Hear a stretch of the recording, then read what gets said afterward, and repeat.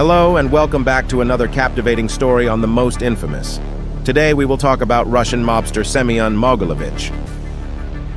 Semion Yudkovich Mogilevich, born on June 30th, 1946, is a Russian organized crime figure originally from Ukraine. He swiftly established a highly organized criminal network akin to an American Mafia family, with a significant portion of its 250 members being his relatives. Mogilevich is renowned as the boss of all bosses by the European Union and U.S. agencies, holding sway over most Russian Mafia syndicates globally. He is the alleged mastermind behind a sprawling international criminal empire, described by the FBI as the most powerful and perilous gangster in the world. His influence extends across the globe, with connections to influential government, military, law enforcement officials, and influential politicians.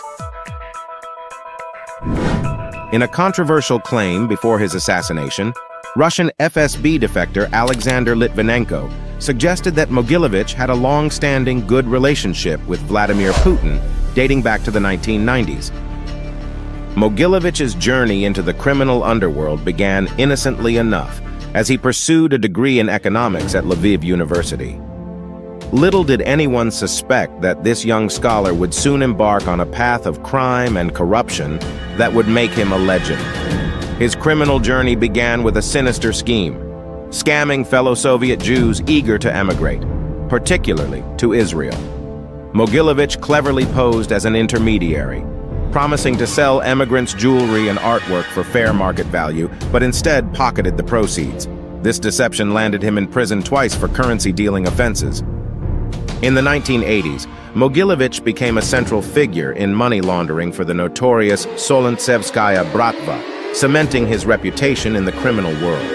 However, in 1991, he moved to Hungary, married his Hungarian girlfriend, Katalin Pop, and acquired a Hungarian passport. From his fortified villa outside Budapest, he expanded his empire, even purchasing an armament factory. One of his boldest moves occurred in 1994, when Mogilevich's group took control of Inkombank, one of Russia's largest private banks, gaining access to the global financial system.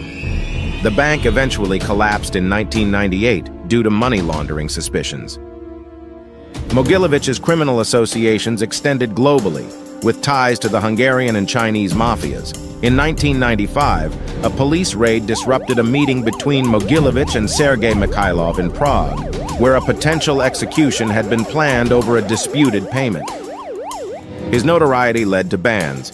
The Czech government banned him for 10 years, Hungary declared him persona non grata, and the UK labeled him one of the most dangerous men in the world.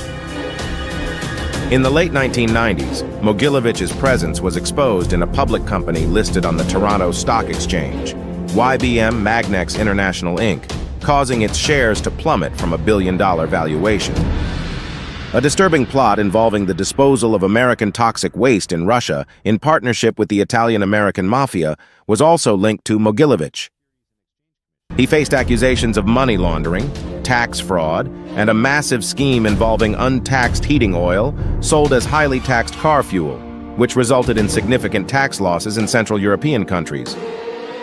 In 2003, the FBI placed Mogilevich on their wanted list for large-scale fraud related to YBM Magnex International Inc. He was considered one of the most powerful Russian mobsters alive. Mogilevich's arrest finally came in Moscow in 2008 on charges of tax evasion. Surprisingly, he was released on bail in 2009, with Russian authorities claiming the charges were not of a particularly grave nature. Despite global efforts to apprehend him, Mogilevich continued to evade capture and lived freely in Moscow. He was named the 494th fugitive on the FBI's 10 Most Wanted list in 2009, though he was later removed from the list in 2015 due to his residence in a country without an extradition treaty with the United States. However, the hunt for Semion Mogilevich continues. As of April 6, 2022, the U.S. State Department's Transnational Organized Crime Rewards Program offers a reward of up to $5 million for information leading to his arrest and conviction. Thank you for watching The Most Infamous. Please do not forget to like, share, comment, and most of all, subscribe to the most infamous.